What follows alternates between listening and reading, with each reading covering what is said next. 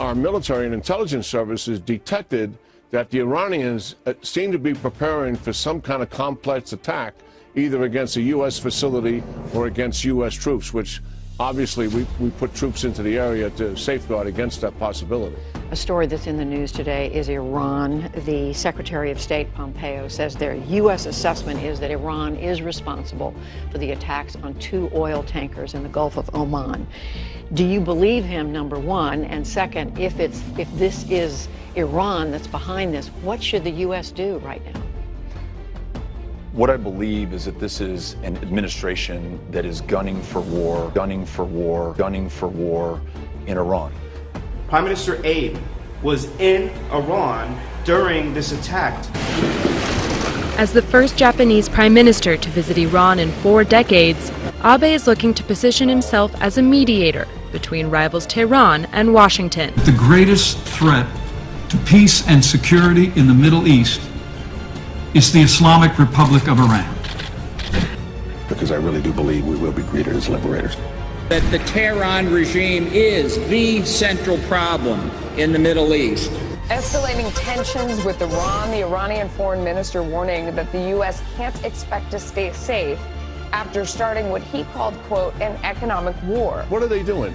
They run the civil war in Syria. They toppled the Yemen regime, which was friendly to the United States and to our allies.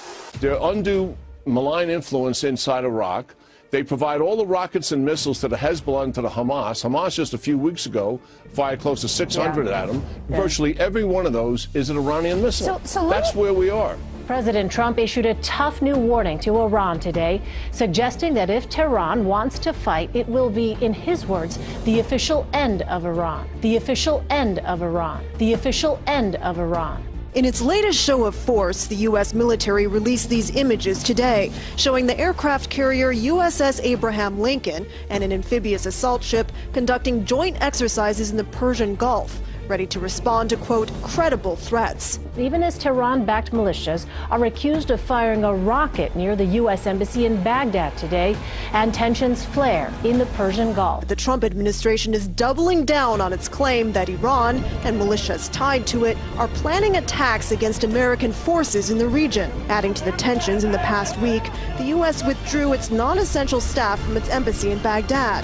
U.S. officials claimed it's highly likely Iranian forces were behind attacks on 4 oil tankers, a charge Tehran denies. And U.S. diplomats warned commercial airlines flying over the Persian Gulf of the potential for miscalculation or misidentification by Iranian military forces. 2 oil tankers involved in an attack near the Strait of Hormuz, and Secretary of State Mike Pompeo saying that Iran is the suspected culprit. It is the assessment of the United States government that the Islamic Republic of Iran is responsible for the attacks that occurred in the Gulf of Oman today. This assessment is based on intelligence, the weapons used, the level of expertise needed to execute the operation, recent similar Iranian attacks on shipping. Now, tensions with Iran, of course, have been high recently, and the U.S. has warned that Iranian aggression will be met with force. Will be met with force. Will be met with force. We are just learning, by the way, that the U.S. has video of Iran's military removing unexploded mines from one of the tankers that was hit. Joining me now is retired Brigadier General Anthony Tata. Anthony, thank you for being here. He is author, of course, of Reaper Threat Zero. General, this new video, the new information about the video that has been discovered kind of seals the case against Iran, doesn't it? Yeah, it sure does, David, and it's just a good example of this administration using information warfare, getting that thing out there right away, trying to own the narrative when, in fact, earlier in the day, Iran was saying they had nothing to do with it and that they were helping the tankers that were attacked, when, in fact, they have been harassing ships in the Straits of Hormuz for decades now, ever since 1979, when the Shah was, 40 years ago, when the Shah was overthrown. They've been doing this in the Persian Gulf.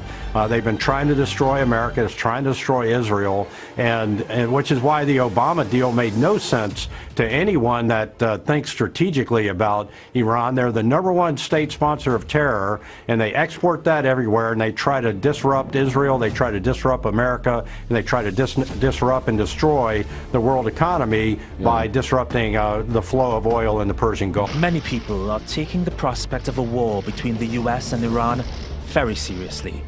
Berlin is trying to convince Tehran to remain committed to the nuclear agreement it made 4 years ago, despite US sanctions that are damaging Iran's economy. Foreign Minister Heiko Maas called the Iran conflict one of the biggest of our time. He emphasized that nobody wants an escalation. Convincing Washington and Tehran to lay off the hawkish rhetoric won't be easy. A lot has happened since the US withdrew from the nuclear accord last year.